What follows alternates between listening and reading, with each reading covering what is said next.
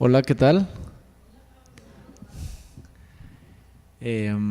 Estoy muy contento de estar aquí con ustedes. Quiero darles las gracias a la Universidad de UFSCar, a Pablo por estarme contestando todas mis dudas, muy especialmente a Tiago, por supuesto, por haberme invitado pues primero a Brasil por primera vez, a San Carlos y pues por todo, ¿no? Gracias, Tiago. Y,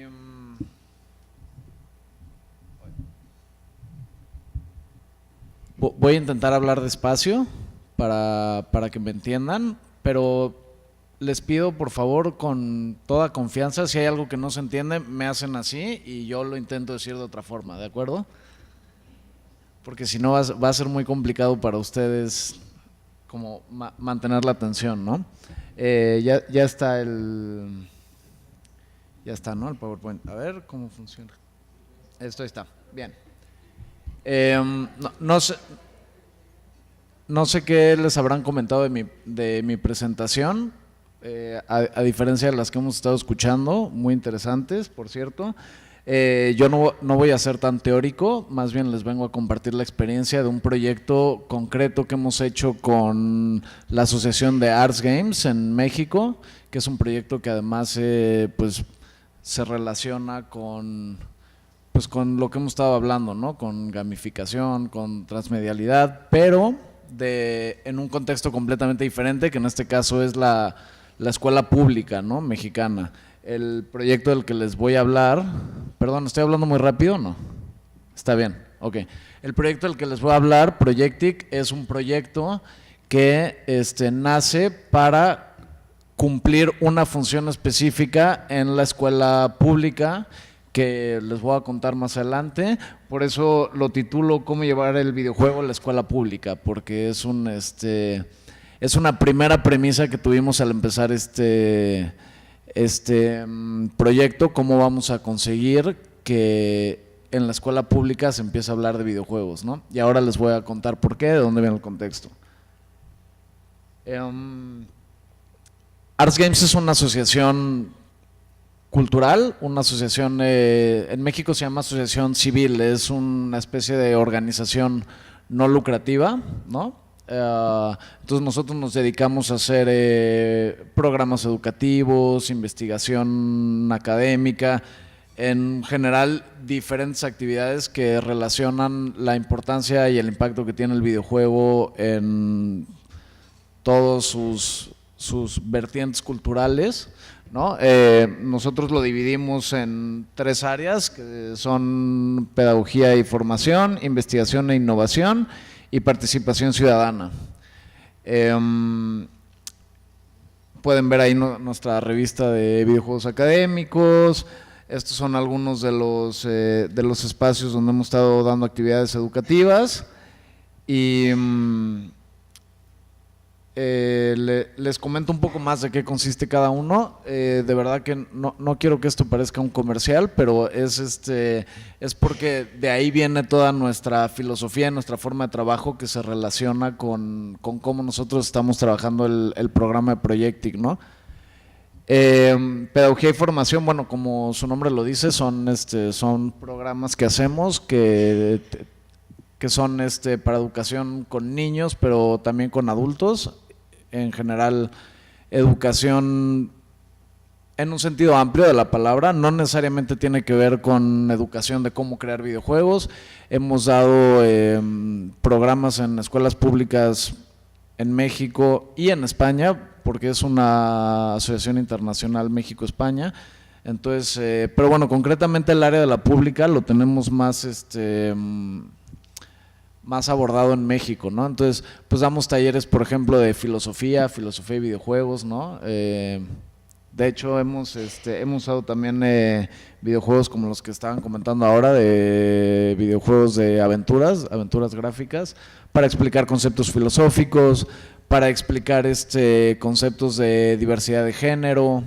Lo usamos también usamos videojuegos para también hacer talleres de creación artística con niños. Entonces, pues en general esa es la programación que entraría dentro de este eje, ¿no? Hacemos investigación e innovación también, porque pues además de nuestra revista académica, además de nuestra revista académica, publicamos libros, traducciones, hacemos mesas de debate también. De hecho, Arts Games empezó siendo un congreso de videojuegos en Madrid. Y participación ciudadana son talleres donde igual tratamos temas políticos, donde se aborda la creación artística desde diferentes formas, pero con pues en un entorno de creación democrática interdisciplinaria, ¿no? Un ejemplo sería Juegos del Común, por ejemplo, que es un proyecto que se hace en Barcelona a partir de una API que nos permite relacionarnos con datos públicos que tiene el Ayuntamiento de Barcelona para hacer proyectos ludificados donde se ludifican los datos, ¿no? Entonces, es una iniciativa para jugar con datos abiertos públicos del ayuntamiento, ¿no?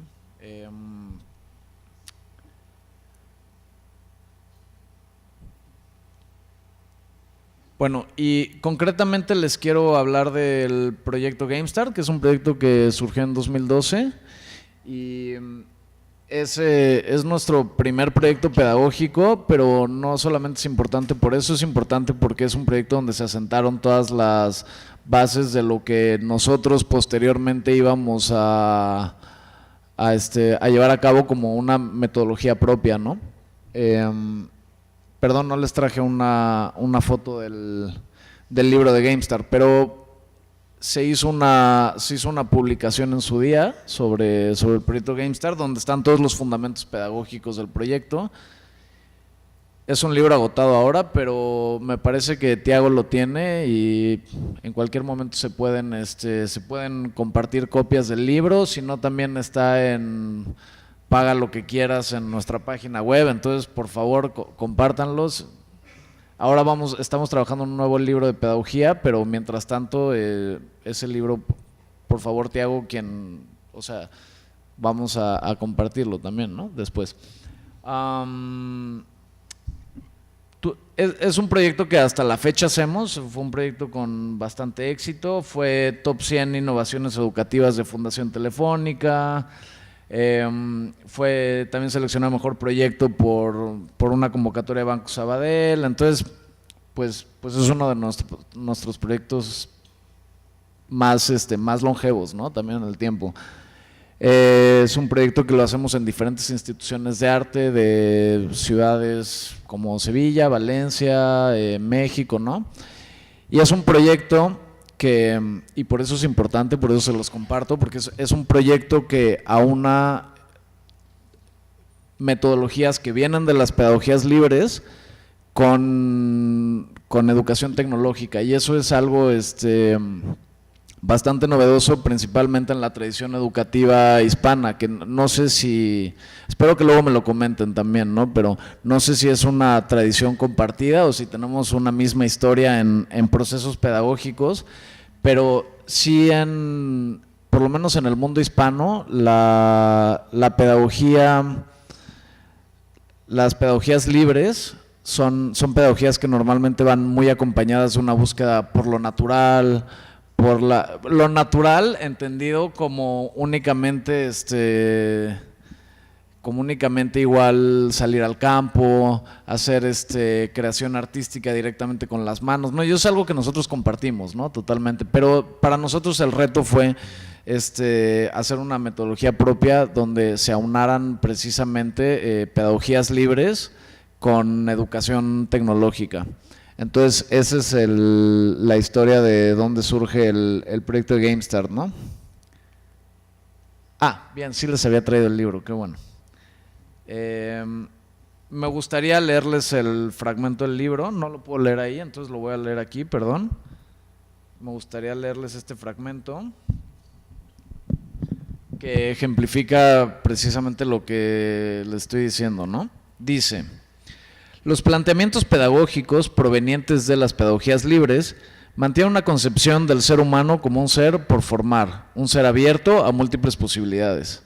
Promueven valores como la búsqueda de la felicidad, la convivencia pacífica, el mantenimiento de una actitud crítica, el ecologismo, la solidaridad, el respeto, la educación integral que contemplan las distintas dimensiones del ser humano, entre ellas la activa, y sobre todo la defensa de la autonomía de las personas y de valores comunitarios.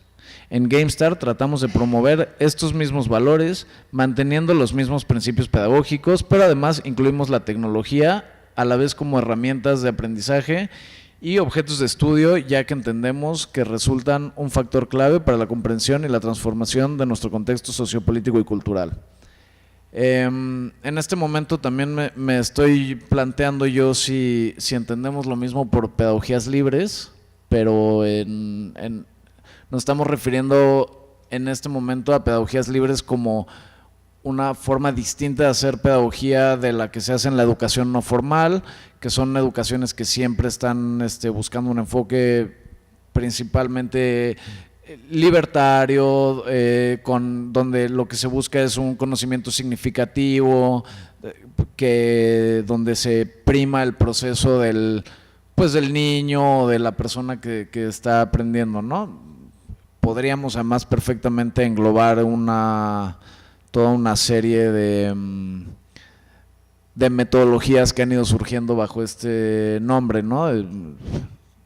Desde el siglo pasado podemos hablar de Montessori, Waldorf, Summerhill, ¿no? Entonces estamos todos en esta misma, en el mismo canal, ¿no? Bien, me alegro.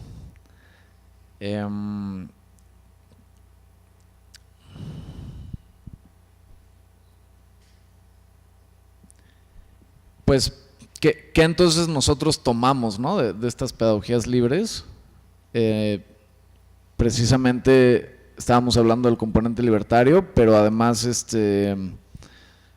algo que me gusta también mucho de este texto y por lo que concretamente lo traigo aquí es porque estamos más preocupados nosotros porque la pedagogía sea una herramienta para el crecimiento del individuo, ¿no? Del niño, para la búsqueda propia de su felicidad, que por el impartir conocimientos, porque si no, esto va a ser muy importante para nosotros y es muy importante en el proyecto que estamos haciendo ahora que les voy a comentar, ¿no?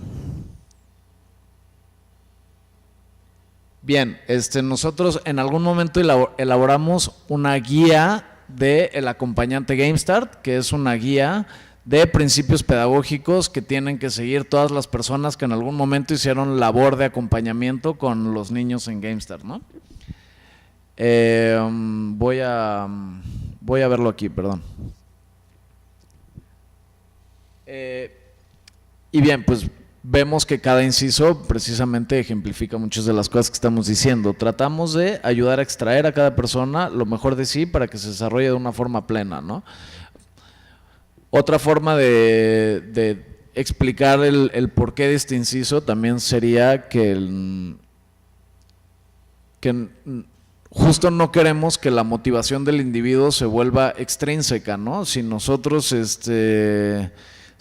no valoramos ese proceso del niño, su motivación puede terminar siendo una motivación de complacencia con los adultos,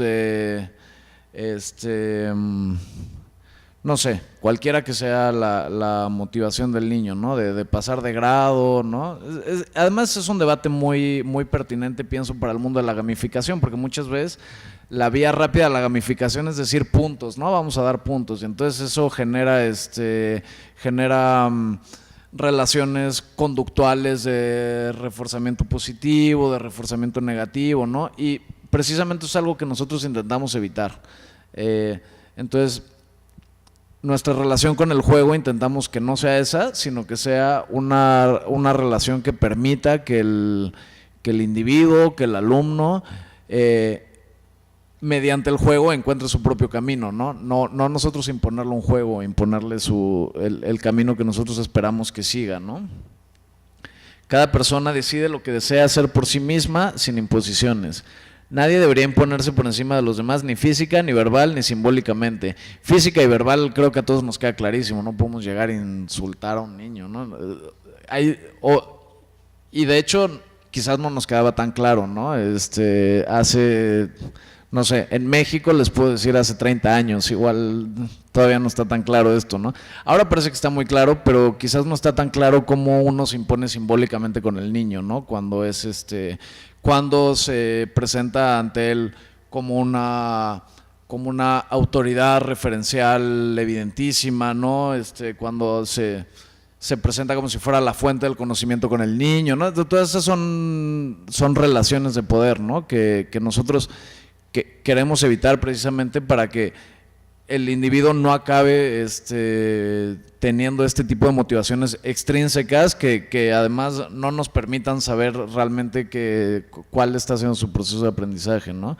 La asamblea, esto es muy importante, que es el tercer punto, es muy importante y esto es algo que nosotros también vamos a hacer en este proyecto del que les voy a hablar ahora y es algo que forma parte no solo de nuestros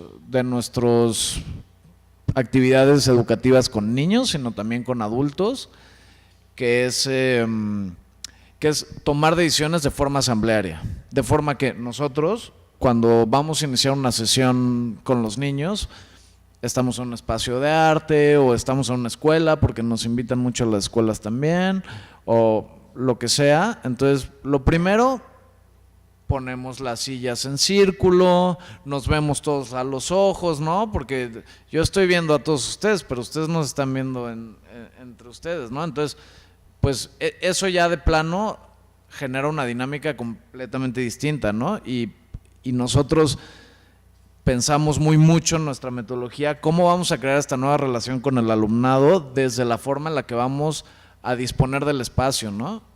En esas asambleas nosotros con los niños y también con los adultos, ¿no? Pero es que ahora va más el proyecto que hacemos con los niños, pero en estas asambleas nosotros decidimos con todos los participantes en qué orden queremos aprender las cosas.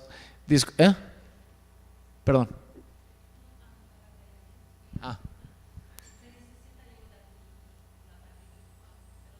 Sí, si quieres, ven aquí y tú me ayudas con cualquier cosa que pueda no entenderse. ¿Sí? Vale, bien.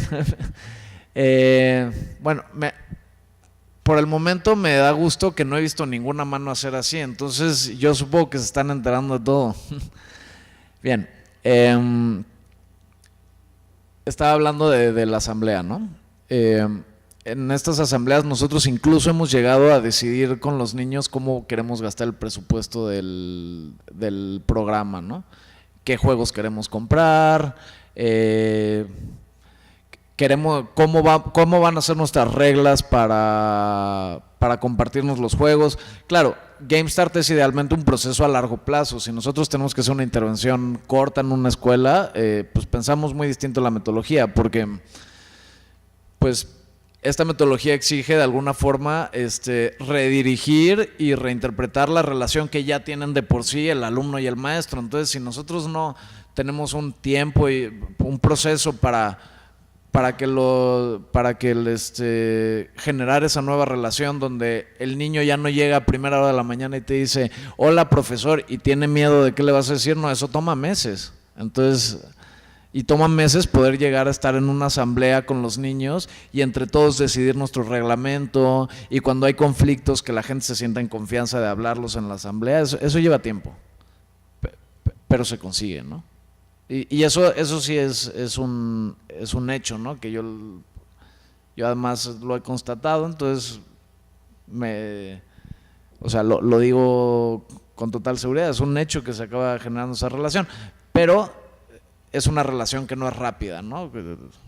Entonces, la asamblea es en cierto punto el corazón también de nuestra, como lo es en muchas pedagogías libres, ¿no? Pero es el corazón de nuestras metodologías educativas.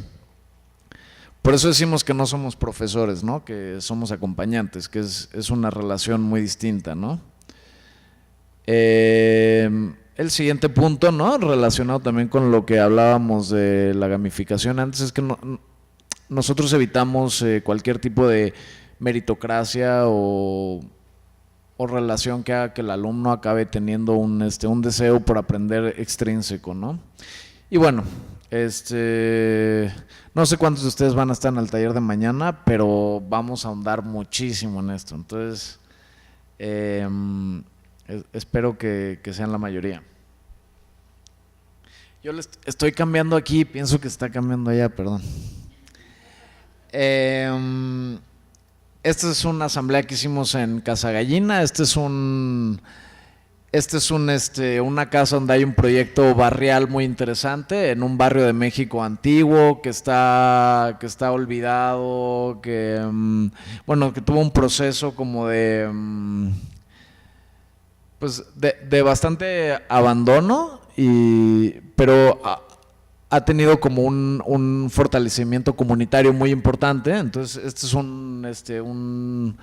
un centro que tienen ahí educativo y de investigación. Entonces ahí hemos dado algunos talleres de GameStart, y es un ejemplo de cómo hacemos las asambleas si no hay sillas en el suelo. Y esto, por ejemplo, pues es un taller que tuvimos de creación con videojuegos en el centro de la Ciudad de México, donde lo hicimos hace un año, justo nos coincidió con el terremoto, y ahora un año después seguimos trabajando, a pesar de que terminó el programa, pero seguimos trabajando con uno de los equipos que trabajó en un proyecto sobre el terremoto y así. Entonces, pues a veces construimos relaciones que extienden por mucho el espacio que se genera ahí en el aula, ¿no? Y bien, ahora sí ya vamos al grano del kit de la cuestión, de qué es Projectic, ¿no? Y Projectic es un programa muy concretamente desarrollado para la nueva reforma educativa que se aprobó en México en el año 2013. Es una reforma educativa que, bueno, ha sido polémica. Podríamos comentar muchísimas cosas de la reforma educativa. Por supuesto, todas las reformas lo son, ¿no? Pero la educación siempre es también especialmente polémica en México. Pero concretamente, para que el debate no se extienda así infinitamente, ¿no? Concretamente vamos a hablar de un componente de esta nueva autonomía, que es uno de los principios de esta reforma, que es uno de los principios que inicia con esta reforma, que es la autonomía curricular. La autonomía curricular es un componente de la reforma educativa hecho para que cada escuela pueda decidir parte de su programación anual. No sé si hay algún símil en su sistema de educación pública, pero allá anteriormente, sí, las escuelas privadas, ¿no? Mayoritariamente, también las públicas, pero mayoritariamente las privadas hacían talleres o actividades fuera del horario de clase, ¿no?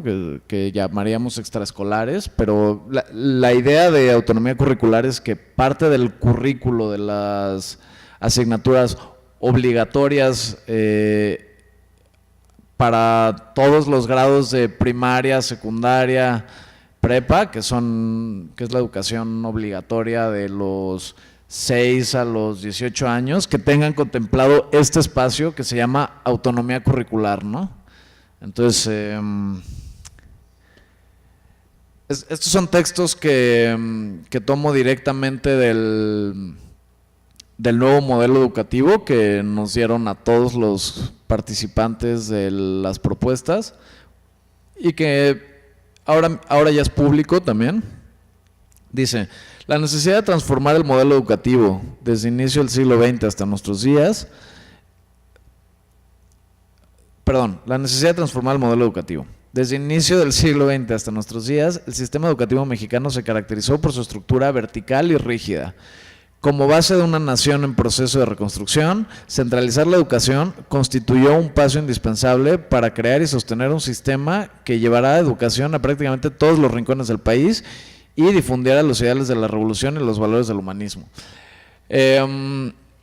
Concretamente, aquí se está refiriendo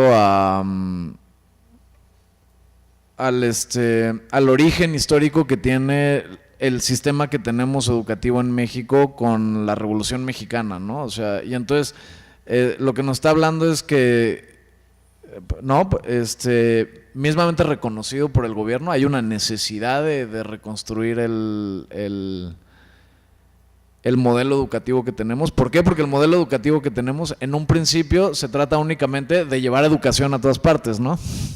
Pero pareciera que no ha pasado un proceso posterior de decir, bueno, ¿y ahora cómo, no? O sea, porque México no es igual en todas partes. México es muy distinto de arriba al norte. Tenemos muchas comunidades indígenas, tenemos muchas lenguas distintas, tenemos muchas realidades socioeconómicas diferentes. Entonces, pues, no podemos simplemente resolver el problema de llevar la educación a todo el país, pues como si fuera una idea ilustrada, ¿no? Que simplemente vamos a llegar y vamos a iluminar el país y llevando la verdad, ¿no? No, o sea, realmente hay hay una cuestión ahí que atajar, ¿no? Y en ese sentido, pues autonomía curricular es una forma del gobierno de estarle diciendo a las comunidades, porque hay mucha molestia y además una molestia justificada, ¿no? Una molestia que tiene que ver con una forma de examinar, de evaluar los procesos de educación injusta, ¿no? Porque pues yo te voy a evaluar sobre tecnología, pero yo no te voy a enseñar nada de tecnología. Yo publico los manuales, pero nunca en tu lengua, ¿no? O sea, entonces, autonomía curricular es una forma de decir, vamos a permitir que cada región del país que tenga un espacio en el que pueda atender sus necesidades propias, ¿no? Entonces, el atender estas necesidades propias implica que las escuelas pueden escoger tener una escuela de lenguas indígenas, una materia de lenguas indígenas. Pueden escoger tener una materia de cerámica, de conocimiento regional, de ecología. La SEP no lo decide, cada escuela con sus organismos de gobierno que son son toda la comunidad escolar, ¿no? El consejo de padres, los profesores, etcétera, todos deciden, bueno, ¿y nuestra escuela qué necesita y qué vamos a querer dar, ¿no? Entonces, autonomía curricular, dice también el mismo texto, que es el nuevo modelo oficial, dice: las comunidades escolares requieren de autonomía en su gestión cotidiana para encontrar en cada caso la mejor solución a los retos que enfrentan. Ante la gran diversidad de escuelas, dotarlas de más facultades, como por ejemplo en la definición de su calendario escolar o el destino de sus propios recursos. Les permite organizarse de acuerdo a sus necesidades y contextos lingüísticos, culturales y sociales específicos. Bueno, el texto va sobre lo que estábamos diciendo, ¿no? Hay incluso está relacionado con la idea que yo les comentaba antes, donde nosotros decimos el alumno tiene que autogestionar su conocimiento, entonces va a escoger qué quiere aprender y cómo gastar su presupuesto. Y ahora el gobierno está diciendo que las escuelas tienen que escoger qué quieren aprender y cómo quieren gastar su presupuesto, ¿no? O sea, parecería, porque además el discurso institucional ahora es ese todo el tiempo, parecería que el gobierno está queriendo hacer una nueva relación completamente distinta con el profesorado, más basado en la libertad y en la autogestión de cada una de las escuelas, ¿no? Entonces, ahora, lo siguiente que les quiero comentar es qué implica esto para la educación tecnológica. Y es que la educación tecnológica con el programa de autonomía curricular ha dejado de ser obligatoria en todas las escuelas. Porque dicen, bueno, tú tienes necesidad de tecnología, muy bien, entonces tú puedes escogerla como parte de autonomía curricular, pero ya no es obligatorio para todas las escuelas.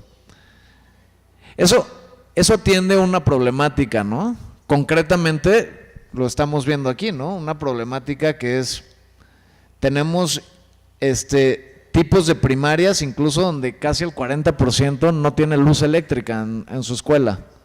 Entonces, no, hablando de la injusticia que es este modelo educativo ilustrado que implica que todo es igual para todos, ¿no? ¿Cómo atiende eso a esta problemática, ¿no? ¿Cómo le dices a una escuela, te vamos a calificar por tu uso en tecnologías si tu escuela no tiene luz, ¿no? Entonces, me imagino que además es un problema común, no sé si en toda Latinoamérica, pero no sé si aquí tiene este problema, pero ahí es gravísimo, o sea, es muy notorio, ¿no? Entonces pues autonomía curricular en ese sentido atiende esta problemática, pero por otro lado tenemos una brecha tecnológica que tampoco se va a solucionar dándoles más tecnología a quien ya tiene acceso a la tecnología y no buscando estrategias para llevar esa infraestructura a la gente que no la tiene, ¿no? Porque hoy en día el analfabetismo digital es un problema para desenvolverse profesionalmente en el mundo, ¿no? Entonces, ¿qué solucionamos también diciéndole a las escuelas que no tienen luz? Bueno, pues mira, y además tienes razón, tampoco te voy a dar como educación tecnológica. Entonces, se convierte en un problema complejo, ¿no? Además, se convierte en un problema recursivo, ¿no? Porque, pues, no tener esta infraestructura hace también a la vez que no la vas a tener, ¿no? Entonces, y de ahí que nosotros hicimos Projectic, ¿no? Projectic empezó exactamente, ¿hace cuánto tiempo fuiste a México, Tiago? Hace un año, más de un año, ¿no? Como un año y medio.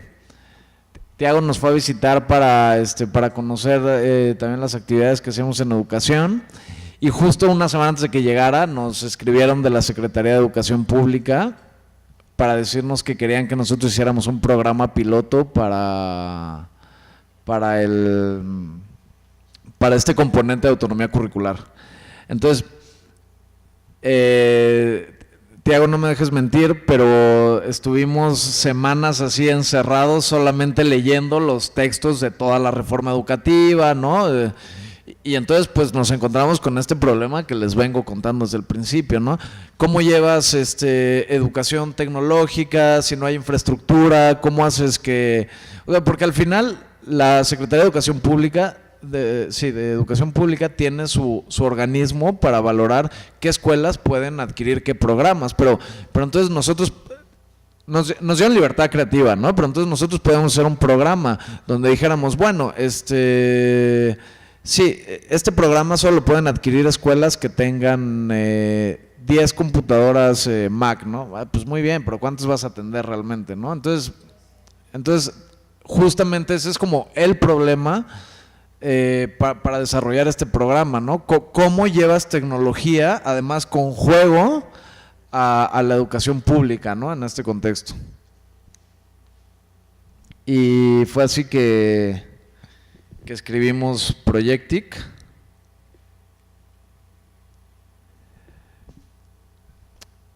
Estos son los 3 libros de Projectic para el profesor, para el alumno y el programa, ¿no? Así nos lo pidieron la SEP. Es un proyecto que se hizo con una escuela piloto en México el año pasado, y ahora este año que empieza este año que empieza el nuevo curso, ya autonomía curricular es una obligación para todas las escuelas del país. Entonces, actualmente estamos contando ya que van a ser como 15 escuelas las que van a empezar este año a desarrollar Projectic, ¿no? Bueno, Projectic, por si no se habían dado cuenta, el nombre viene de proyectos y educación en TICs, ¿no? Entonces, porque quizás eso es algo que me faltó explicarles antes, pero nosotros hacemos educación basada en proyectos. Las asambleas, el espacio que generamos con los alumnos, todo es para hacer trabajo en base a proyectos. Proyectos que pueden ser hacer un videojuego, hacer un documental sobre un videojuego, escribir un guión, lo que sea. O sea, al final nuestra temática es videojuegos, pero a veces sabemos que no hacemos clic con todos los niños así, entonces hacemos otro tipo de proyectos, ¿no? Esa es la idea. Retomamos de nuestra misma metodología, que es la metodología de GameStar, pero que es nuestra metodología educativa, pues en general que llevamos a todas partes, ¿no? El trabajo por proyectos. Bueno, digamos que eso está englobado en la asamblea, ¿no? La asamblea para seguir los proyectos. La asamblea para la gestión de los conflictos que se dan entre los alumnos en clase, ¿no? Y sobre todo la asamblea para generar debate. Y esto va a ser muy importante, les voy a decir por qué un poco más adelante, más en profundidad, pero esto es muy importante porque para nosotros cuando desarrollamos Projectic era principalmente importante que la educación que íbamos a impartir sobre la tecnología tenía que ser educación crítica, tenía que ser una lectura crítica sobre la tecnología. Porque también en nuestra experiencia, nosotros hemos ido a escuelas donde los profesores siempre tienen la misma molestia, ¿no? Que es, sí me trajeron 20 computadoras, sí me pusieron la suite Microsoft Office o lo que sea, pero nunca nos dijeron cómo usarlo.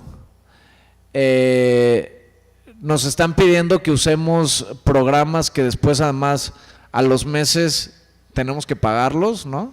Por eso nosotros trabajamos siempre que es posible con programas de software libre o de código abierto. Pero entonces ese problema al final nos lleva también a que este programa que estamos haciendo no se trata sobre que tú aprendas una herramienta en concreto. Yo creo que en todo el texto del libro no nombramos un programa para no hacerle publicidad a nadie, ¿no? O sea, no decimos, abre tu Word marca registrada, no, o sea, no queremos hacer eso. Entonces, por eso es muy importante el área de debate, que es a la que voy a ir ahora, ¿no? Tomamos también el tema del espacio. El tema del espacio en la escuela pública es muy divertido porque los profesores de escuela pública a veces pues tienen costumbres muy propias de cómo se enseña tradicionalmente. Enseguida dicen, no, ¿cómo voy a hacer eso? Porque además hay una cosa que es que el primer día que llegas a la escuela pública hay un profesor que al lado te dice, no, cuidado con los niños, ¿no? Tienes que ser duro, ¿no? Y como tener presencia de clase, eso es lo más importante, como llegar y como enseguida retar a los niños con la mirada, ¿no? Parece que es la forma de hacerlo, ¿no? Entonces, de pronto tú le dices a un profesor, no, siéntate alrededor de todos y déjalos platicar entre ellos, y entonces eso es complicado de entender. Sobre todo porque nosotros estamos haciendo este programa en escuelas públicas para que sea también multigrado, entonces que trabajen niños de cuarto, quinto y sexto de primaria juntos. Eso a los profesores les parece un poco imposible, ¿no?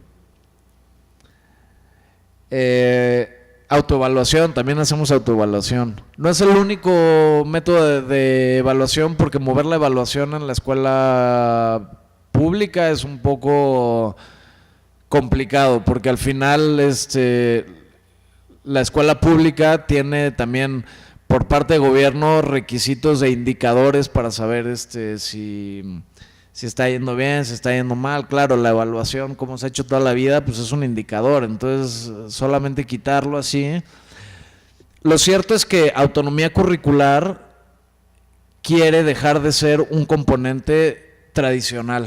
Entonces también autonomía curricular está motivando a los profesores a que califiquen, en lugar de con números de 1 a 10, con muy bien, progresa de forma positiva o es menos de lo que se esperaba, ¿no? Por ejemplo, la misma SEP lo está recomendando, pero la SEP es la Secretaría de Educación Pública. La SEP lo está recomendando, pero la SEP no sabe cómo hacerlo tampoco del todo. Entonces, como que por eso están apoyándose en las asociaciones civiles, en grupos que trabajan como desde educación no formal, ¿no?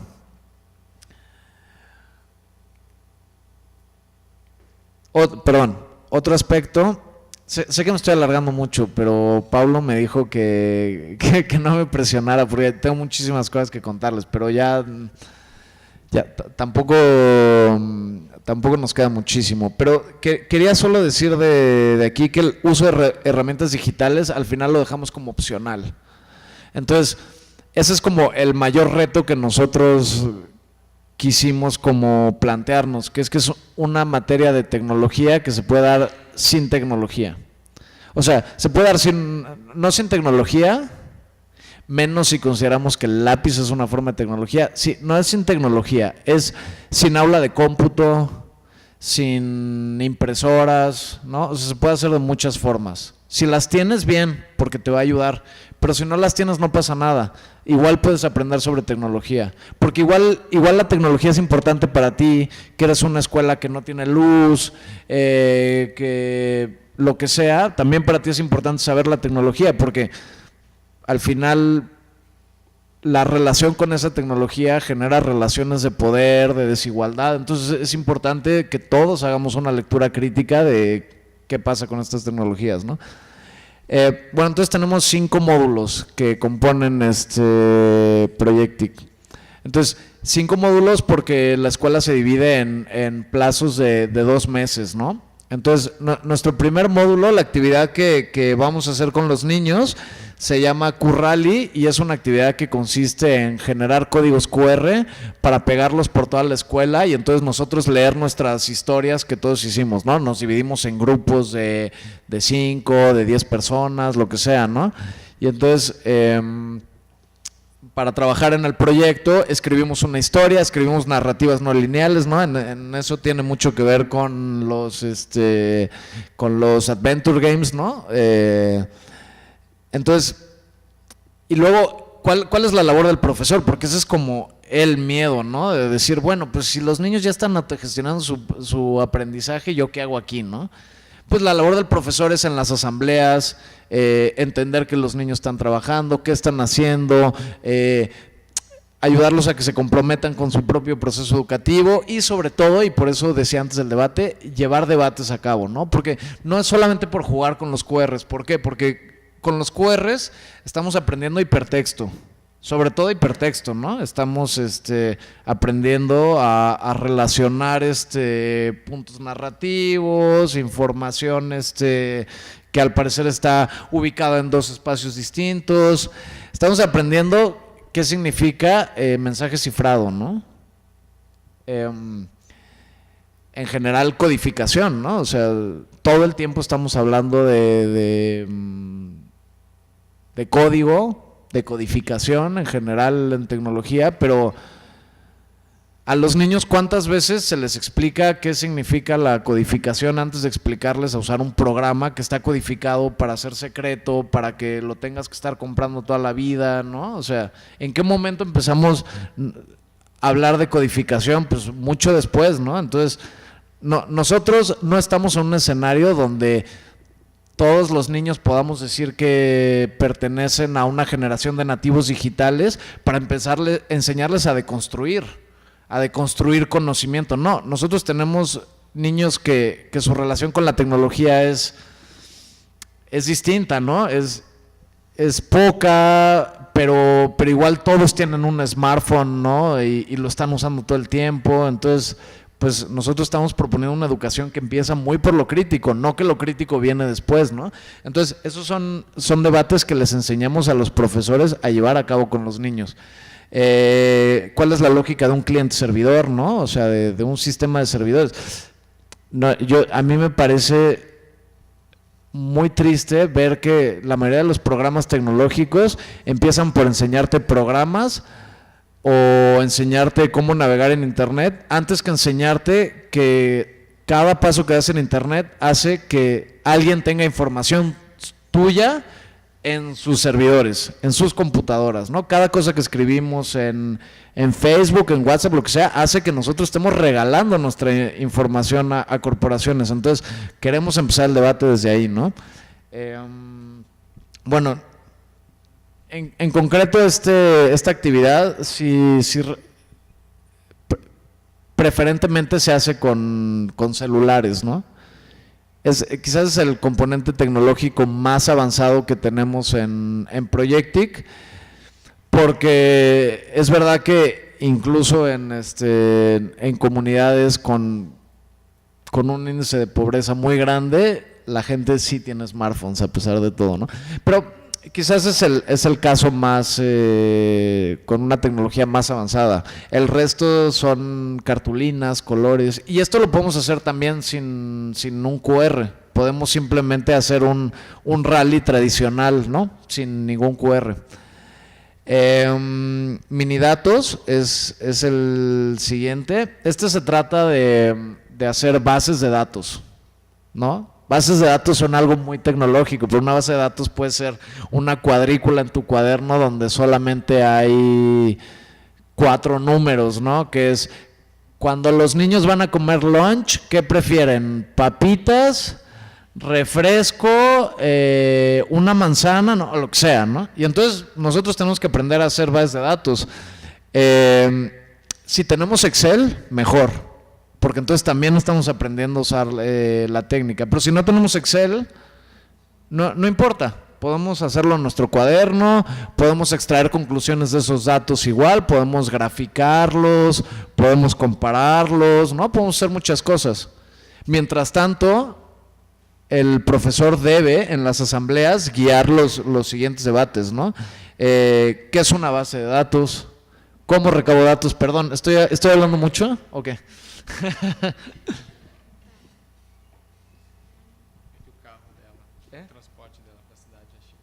Ok,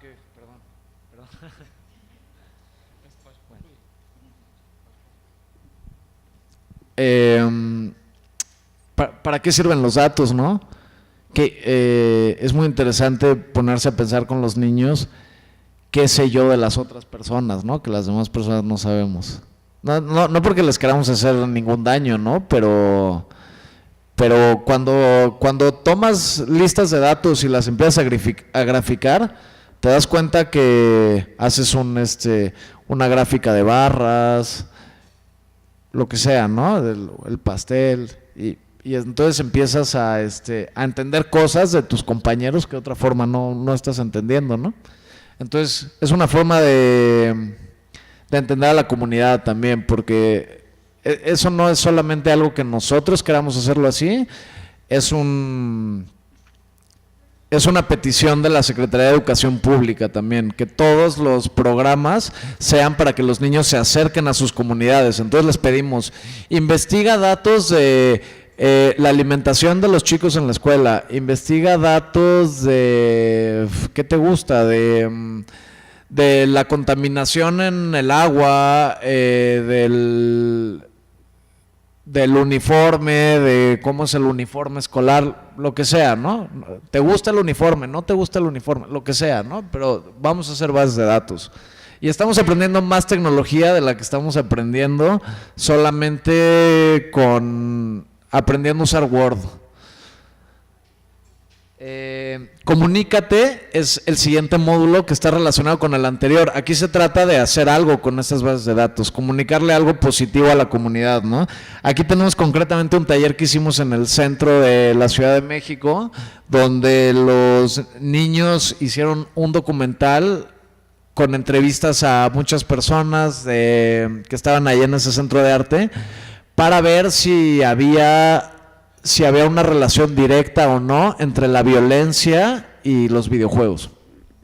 Entonces, ahí están pensando sus cuadros que van a poner de la ciudad y todo. Estuvo muy bien porque en este centro de artes teníamos cámaras, pero si no tenemos cámaras o no tenemos computadoras, pues nosotros les enseñamos en el programa de Projectic a los niños a usar otras técnicas comunicativas. Podemos hacer infografías, cartulinas, textos, una obra de teatro puede ser también una campaña comunicativa, ¿no? Después de haber hecho los datos, ¿no? Entonces, eso es lo siguiente que vamos a aprender. Y por último, ¿no? Pues porque nosotros somos Arts Games y trabajamos con juegos y lo que sea, pues nuestro último taller se trata de hacer juegos. ¿Por qué juegos? Porque entendemos que el juego es una forma de comunicación también. Entonces, el reto último es que tú hagas tu campaña de juego. O sea, que tú hagas tu campaña de comunicación usando el juego como una forma de comunicar problemas que son pertinentes para tu comunidad, ¿no? Los mismos problemas que estuvimos recabando datos y que llevamos estudiando todo el año. Bueno, ¿cómo podemos hacer un juego que se trate de eso, ¿no? Y que nos hable de eso. Si tenemos computadoras, de nuevo, bien, pero si no, hay muchas formas de hacer un juego analógico. Nosotros siempre que hacemos talleres de videojuegos con los niños, siempre los incitamos a que antes de querer hacer código o ilustrar o lo que sea, pues dibujen en analógico las animaciones de sus personajes, un algoritmo sencillo de cómo funcionan el flujo del juego, las reglas, ¿no? Y estamos aprendiendo reglas, en realidad estamos aprendiendo siempre que aprendemos juegos, estamos aprendiendo política también, ¿no? Porque estamos aprendiendo a hacer estamos haciendo una constitución de alguna forma de nuestro mundo imaginario, ¿no? Entonces, pues es una forma de aprender políticas. Pero también les enseñamos a los chicos a testear su juego, a jugarlo con otras personas hasta determinar que es verdaderamente divertido o que no lo es, ¿no? Pues creo que ya ahondar en esto igual ya es ya repetitivo. Quizás el punto más interesante aquí es que es un algoritmo, ¿no? Porque ese es también un punto al que no llegamos con la primera educación informática que se nos da, con la primera educación tecnológica que se nos da, ¿no? Llegamos tarde, ¿no? Ahora se habla mucho del algoritmo, pero a mí en toda mi vida de estudiante nunca nadie me habló de los algoritmos en las aulas de informática. Me enseñaban a usar Word y quizás me enseñaban a programar en Java, algo sencillo, ¿no? Pero en sí, ¿qué implica? A nivel crítico, ¿no? El algoritmo, saber leer qué implicaciones tiene el algoritmo para todos los usuarios, para nosotros como ciudadanos digitales, ¿no? Es importante. Los resultados, pues bueno, si los quieren ver están en YouTube. Hay una entrevista con una profesora que formó parte del programa piloto. Es curioso porque ella justo era de las que al principio estaba, no, ¿cómo vamos a trabajar en un ambiente libre y de esta forma, así, ¿no? Esto es la escuela pública, ¿no? Y la verdad es que al final era nuestra defensora número 1. Entonces, pues fue muy bonito que nos dejara entrevistarla.